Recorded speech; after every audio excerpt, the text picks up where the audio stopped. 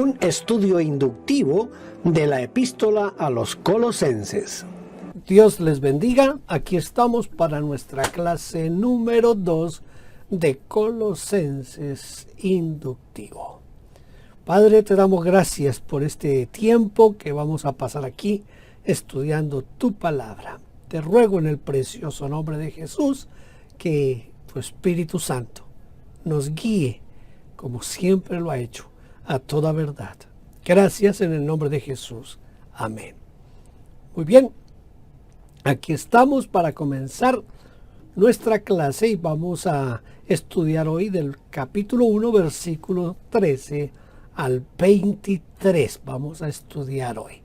Comencemos leyendo del 13 al 16. Aquí tenemos la palabra de Dios. Vamos a tratar de leerla. Déjeme yo cuadro aquí mi texto para poderlo leer. Dice, el cual nos ha librado de la potestad de las tinieblas y trasladado al reino de su amado Hijo, en quien tenemos redención por su sangre, el perdón de pecados. Él es la imagen del Dios invisible, el primogénito de toda creación, porque en él fueron creadas todas las cosas que hay en los cielos y las que hay en la tierra, visibles e invisibles, sean tronos, sean dominios, sean principados, sean potestades. Todo fue creado por medio de él y para él. Es un pasaje que es bastante tremendo para nosotros comenzar nuestro estudio de Colosenses y empezamos aquí con nuestras primeras preguntas. La primera pregunta, ¿qué significa potestad? Ahora, ¿quién ejercía su potestad sobre nosotros? Bueno, pues potestad significa dominio, poder o facultad que se tiene sobre una cosa.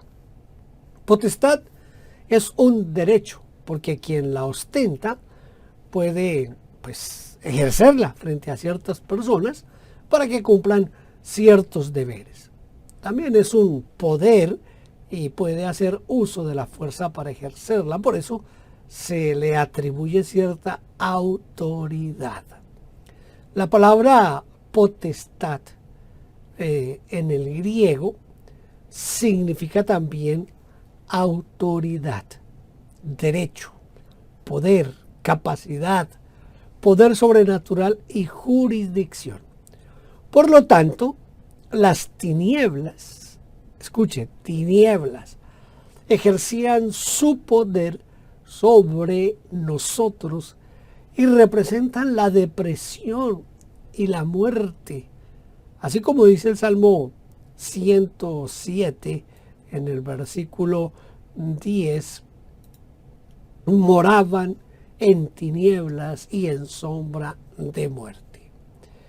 Mire, representan la maldad y la ceguera espiritual de la cual nos habla el Evangelio de Mateo, capítulo 6, versículo 23. Pero sobre todo, representan el área o jurisdicción del dominio del diablo. Cuando creímos en Cristo Jesús, cuando creímos en el Evangelio, nosotros fuimos libertados de ese poder y fuimos trasladados al reino de Cristo, porque solo por Cristo tenemos redención por su sangre y perdón de pecados. El Señor Jesús dice en Mateo 6:23, dice, pero cuando tu ojo está enfermo, todo tu cuerpo está lleno de oscuridad. Y si la luz que crees tener en realidad es oscuridad, qué densa es esa oscuridad. Gracias a Dios, porque cuando vinimos a Cristo Jesús, Él nos liberó de todo esto para darnos a nosotros bendición y vida eterna. Cuando vinimos a Cristo Jesús, cuando creímos en el Evangelio, fuimos liberados y fuimos pasados de ese principado de las tinieblas, fuimos trasladados al reino de Cristo Jesús. Porque solo por Cristo tenemos redención por su sangre y perdón de pecados. No olvide esto. Porque solo por Cristo, no es por la religión, no es por nuestras creencias, no es por nuestra confesión teológica o doctrinal, sino que es solamente por Cristo que tenemos redención por su sangre. Y por eso tenemos el perdón de pecados. ¿En qué sentido? Cristo es el primogénito de toda creación. Este pasaje se ha mal utilizado, mal interpretado. Y pues aunque yo no tengo la última palabra, sí quiero que veamos algunas cosas que son importantes en el sentido en que Cristo es el primogénito de toda creación. Primogénito es el hijo que nace primero. Eso es lo que nosotros conocemos ya, ¿verdad? Sin embargo, la palabra empleada por el apóstol Pablo aquí es una palabra que en el griego es prototokos, que es una palabra compuesta. Está compuesta por el protos, que significa primero, principal, el más distinguido, el más importante. Pero también significa antes o anterior. La segunda parte de la palabra prototokos es tokos, que significa interés, ganancia. Literalmente se leería lo siguiente, que Cristo es la principal ganancia de toda la creación. O podríamos también leerlo anterior de toda creación. A mí me gusta más esta parte, anterior de toda creación. Se puede entender la palabra primogénito, es decir, la palabra prototokos aquí de tres maneras diferentes. Vamos a mirar. Primero, que Cristo, el Hijo de Dios, fue su primera creación, cosa que muchos rechazan, porque si fue creado, pues entonces no es Dios, ¿verdad?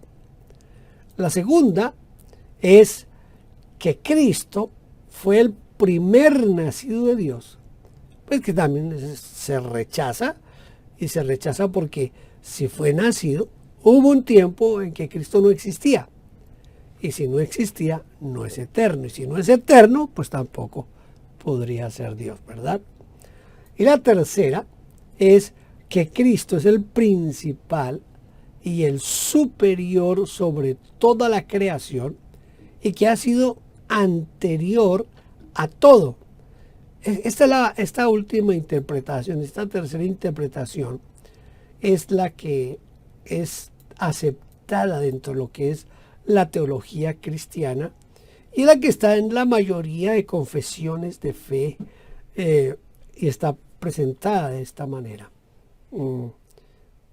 Vuelvo y se la leo porque me parece que es lo más importante aquí. Que Cristo es el principal y el superior sobre toda la creación y que ha sido anterior a todo. Entonces, si Él es anterior a todo, es Dios, porque eso indica eternidad.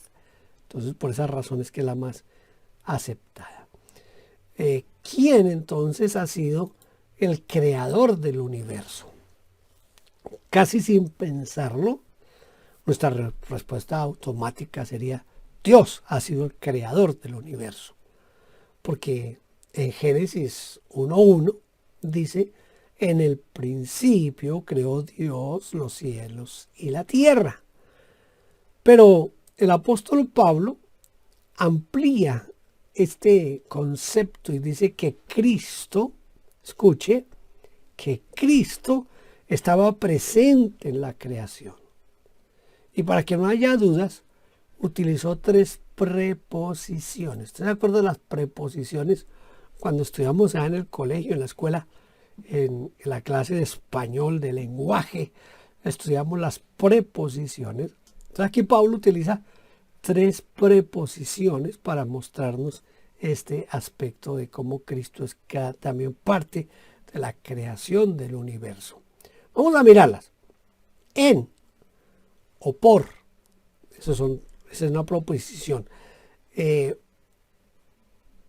También está a través, o sea, por medio.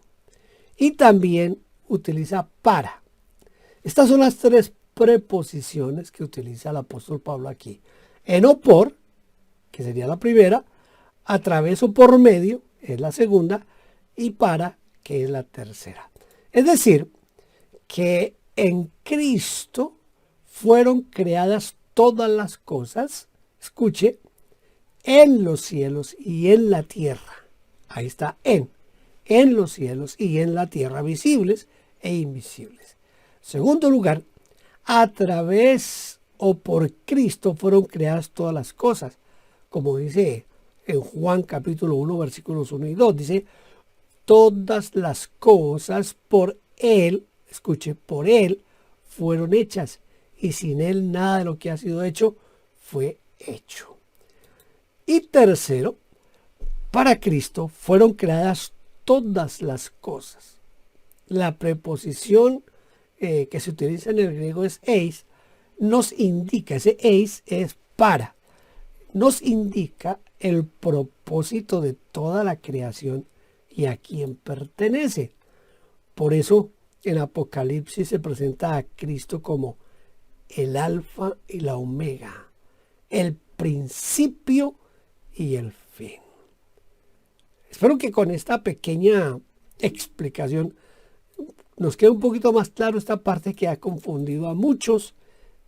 Desafortunadamente ha confundido a muchas personas este aspecto de la palabra de Dios en Colosenses. Y inclusive han nacido doctrinas erradas en cuanto a eso, y esa es una de las doctrinas del unitarismo, al malinterpretar el pasaje de Colosenses que acabamos de leer. Vamos a leer ahora el 17 al 19, dice, y Él es antes de todas las cosas, y todas las cosas en Él subsisten, y Él es la cabeza del cuerpo que es la iglesia. Él que es el principio, el primogénito de entre los muertos, para que en todo tenga la preeminencia, por cuanto agradó al Padre que en Él habitase toda plenitud.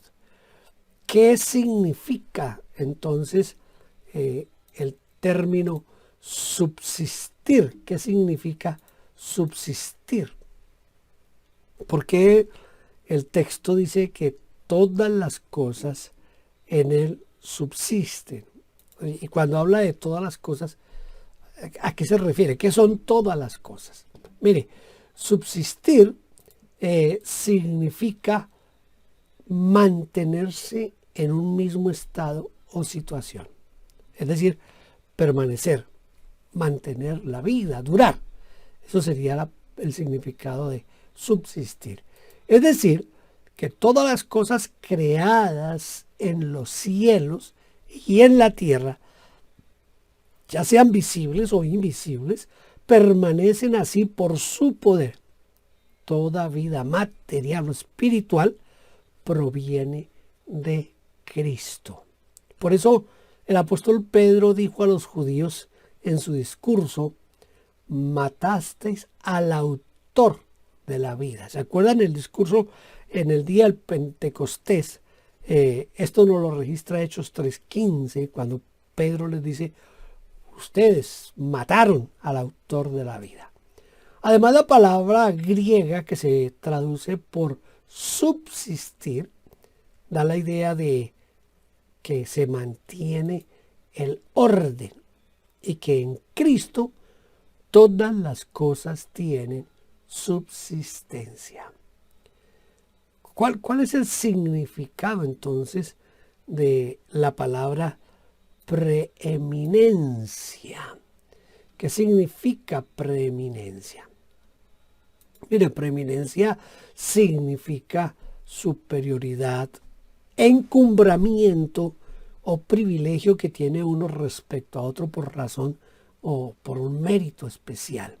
La palabra griega que se utiliza aquí se puede traducir también para que Él sea el primero de todo, para que Él sea el primero de todo y antes que nada.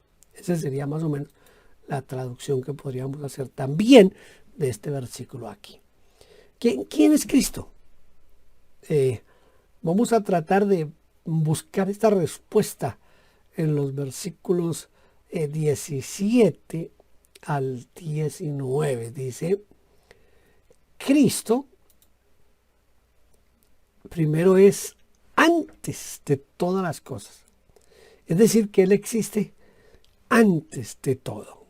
En segundo lugar, Él es la cabeza de la iglesia o del cuerpo de la iglesia. Un cuerpo sin cabeza está muerto. La iglesia sin Cristo estaría decapitada, estaría muerta. Pero eso no sería o no será nunca así porque Él, Cristo Jesús, es la cabeza de la iglesia.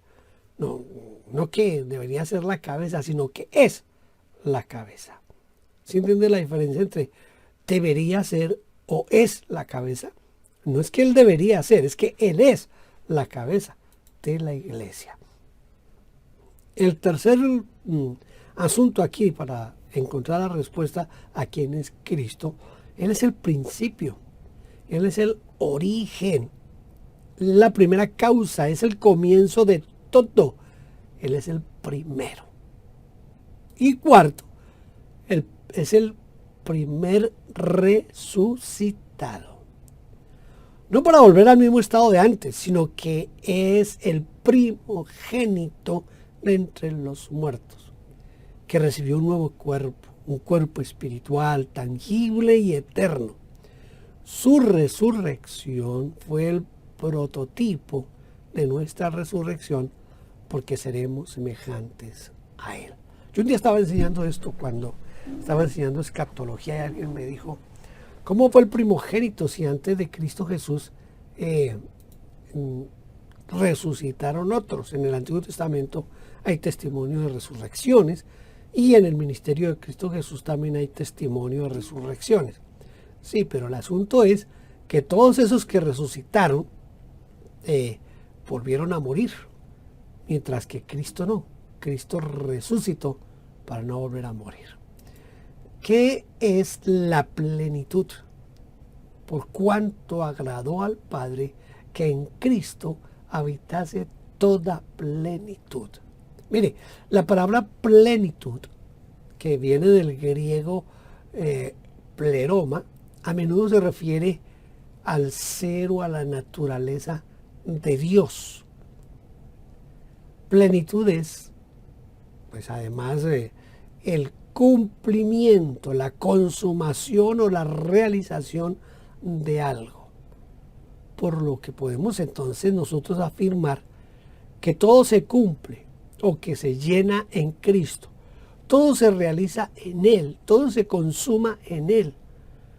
Las cosas incompletas son terminadas, las torcidas son enderezadas, lo perdido es encontrado, lo que ha muerto vuelve a la vida, las cosas impuras son limpiadas, las dañadas son restauradas, las oscuras son iluminadas, porque todo alcanza su plenitud en Cristo. ¿Ah? Todo alcanza su plenitud en Cristo.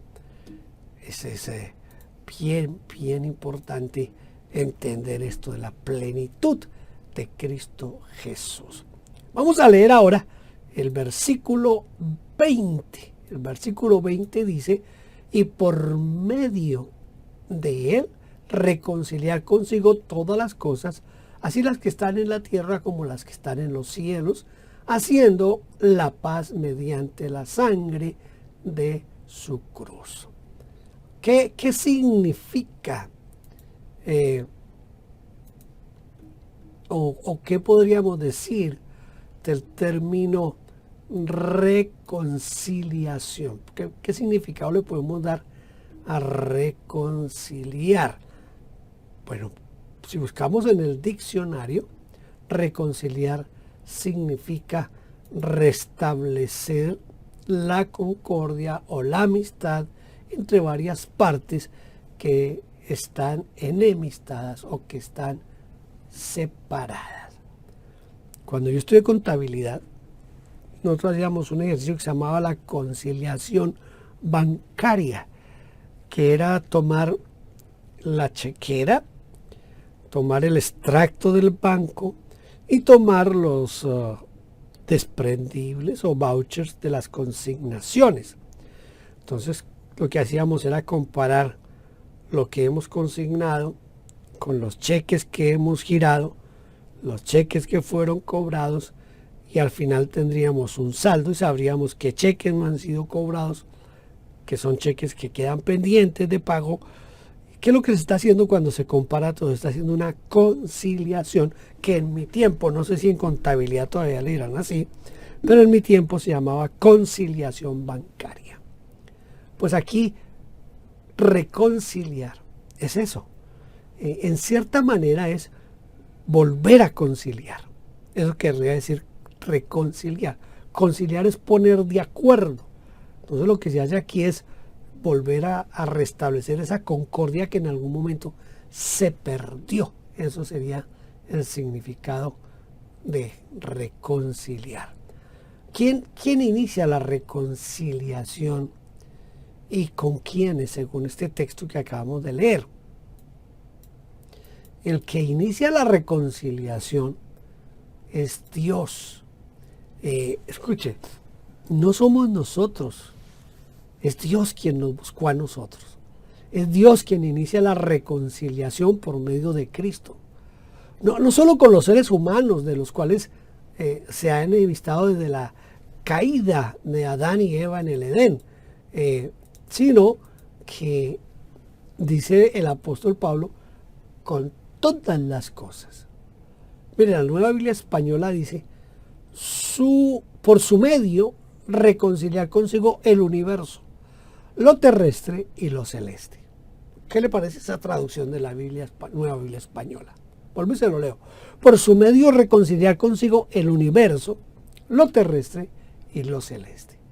Esto lo que hace es que pone en evidencia que existió un tiempo de armonía y de amistad y de paz, de verdadera comunión con toda la creación, ya sea visible o invisible, ¿verdad? Y que el pecado separó todo, quebró todo, dispersó todo, y por eso se necesitó la reconciliación. ¿Mediante qué se produjo la reconciliación? Esta es la parte que a mí me mueve a pensar en que muchas veces los cristianos no entendemos bien la acción de Dios para con nosotros. Mire, la reconciliación se hizo mediante la sangre de Cristo. Dice, haciendo la paz mediante la sangre de su cruz. Por lo cual, la muerte de Jesucristo en la cruz no fue solamente un hecho histórico, sino un acontecimiento cósmico que afectó a las millones de galaxias, es decir, a todo lo que denomina cielos, a lo que se ve y lo que no se ve, a lo material y a lo inmaterial, y sobre todo, escuche, sobre todo al planeta Tierra, en su pasado, en su presente y en su futuro. ¿Ah? Qué tremendo es esto, que hemos sido reconciliados mediante la sangre de Cristo Jesús. Dice, haciendo la paz mediante la sangre de su cruz. Vamos a leer ahora Colosenses, capítulo 1, versículos 21 al 23. Colosenses 21 al 23. Y a vosotros también, que erais en otro tiempo extraños y enemigos en vuestra mente, haciendo malas obras, ahora os ha reconciliado en su cuerpo de carne por medio de la muerte, para presentaros santos y sin mancha e irreprensibles delante de él, si en verdad permanecéis fundados y firmes en la fe y sin motivos de la esperanza del evangelio que habéis oído, el cual se predica en toda la creación que está bajo el cielo, del cual yo, Pablo, fui hecho ministro. Parece que leí mal una palabra aquí. Sin moveros de la esperanza del evangelio, dice. Sin moveros de la esperanza del evangelio que habéis oído. ¿Cómo podría entonces describir a un enemigo en la mente? ¿Cómo se podría describir un enemigo en la mente? Podríamos pensar un poquito en este aspecto. Y los colosenses eran extraños, o más bien distanciados o enemigos en su mente, haciendo malas obras. Un enemigo en su mente es uno que tiene disposiciones hostiles. Eso dice la versión de Taizé. Dice, tiene disposiciones hostiles o malos pensamientos hacia Dios, y como piensa mal de Dios, pues se distancia de Dios, o lo ignora como si no existiera, o pues se vuelve agresivo con Dios. Porque hay gente que es agresiva con Dios. Aparte de que son enemigos de Dios, son agresivos con Dios. ¿Cuál ha sido? ¿O cuál ha sido el propósito de la reconciliación? El propósito de la reconciliación de Dios fue un propósito triple. Primero, nos reconcilió para presentarnos santos, es decir, puros, consagrados. ¿Y sabe por qué? Porque sin santidad nadie verá al Señor. Segundo lugar, nos reconcilió para presentarnos sin mancha, es decir, sin culpa, sin tacha, sin defectos. ¿No alcanza que seamos santos? Evidentemente no, porque uno puede ser santo y aún tener manchas o defectos. Cristo murió para que su obra en nosotros sea completa.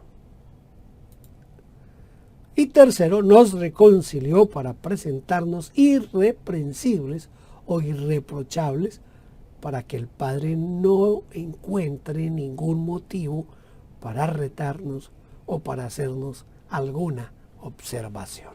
Entonces, nos reconcilió para presentarnos santos, nos reconcilió para presentarnos sin mancha, y nos reconcilió para presentarnos irreprensibles. ¿Los repetimos?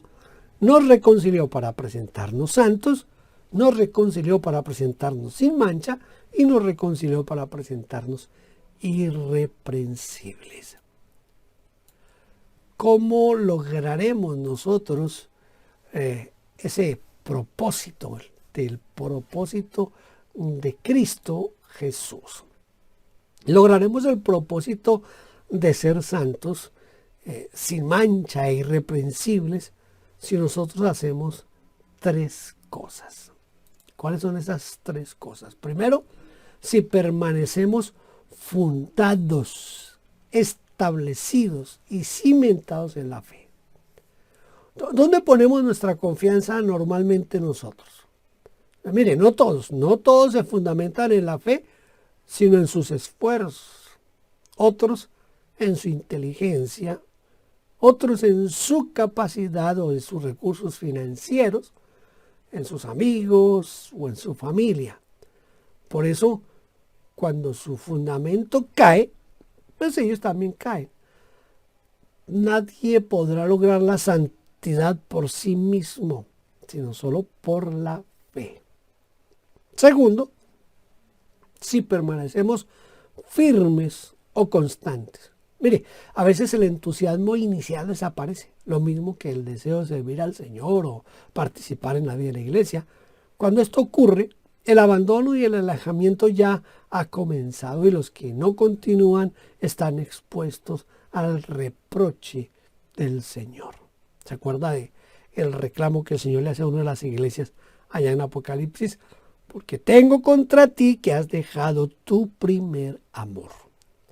Ese primer amor, ese entusiasmo, se pierde con el tiempo. Y tercero, si permanecemos inamovibles, firmes en la esperanza. Es la esperanza del Evangelio que habéis oído. No cualquier esperanza tras la cual muchos corren. No es cualquier esperanza, sino es la esperanza basada en la verdad del Evangelio.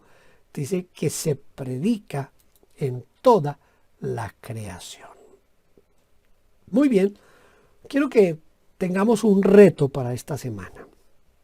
¿Cuál es el reto que vamos a tener esta semana? Primero, la revelación, escuche, la revelación de la grandeza de Cristo que estudiamos hoy debería llevarnos a la alabanza y a la adoración. Quiero que usted esta semana adore, exalte a Dios por la grandeza de Cristo, porque Él fue antes de todas las cosas. Todo fue creado por Él y para Él y por medio de Él, porque Él nos redimió por su sangre, porque Él nos quiere presentar santos y sin mancha e irreprensibles. Todo esto que debe ser para que nosotros adoremos y exaltemos a Dios. Y lo invito para que esta semana su mente esté en adorar a Dios, en exaltar a Dios por eso. En segundo lugar, quiero que del mismo modo que Dios nos buscó para reconciliarnos con Él, nosotros deberíamos de hacer lo mismo con los que por algún motivo nos hemos distanciado. Ese amigo que dejamos de llamar, que dejamos de visitar, ese familiar que hemos dejado de visitar o de llamar, o ese hermano de la iglesia que por alguna razón nos hemos distanciado. Yo creo que debemos hacer lo mismo con esas personas y podemos invitarlos para que volvamos a tener comunión. Invítelos a un café, invítelos a su casa a tomarse un café, o a veces con una simple llamada. Utilice el WhatsApp, utilice el Facebook, utilice lo que sea para volver a tener contacto con esas personas. ¿Le parece? Son dos retos para esta semana. Primero, mantener una actitud de alabanza y de adoración al Señor por todo lo que Él es y por lo que hizo por nosotros. Y el segundo, así como Él nos buscó para reconciliarnos, nosotros busquemos a alguien esta semana para reconciliarnos con esa persona. Y vamos a buscar un texto bíblico para memorizar. ¿Qué tal si memorizamos el versículo 21, que es fácil? Y vosotros también, que erais en otro tiempo extraños y enemigos en vuestra mente, haciendo malas obras, ahora os ha reconciliado. Antes éramos malos, enemigos de Dios, pero ahora Él nos buscó y nos ha reconciliado. Dice, y vosotros también, que erais en otro tiempo extraños y enemigos en vuestra mente, haciendo malas obras, ahora os ha reconciliado. Colosenses capítulo 1, versículo 21. Muy bien, hemos llegado al final de nuestra clase por hoy. Entonces, espero que el próximo lunes no tengamos problemas con nuestra forma de emitir nuestro programa y podamos volverlo a hacer en vivo. Anoche intenté hacerlo, pero no fue posible. Pero aquí estamos. Gracias por estar aquí conmigo. Dios le bendiga. Y no se olvide compartir estos estudios con otras personas. Si son de bendición para usted, compártalos con otros. Dios le bendiga y que el Señor le guíe en todo.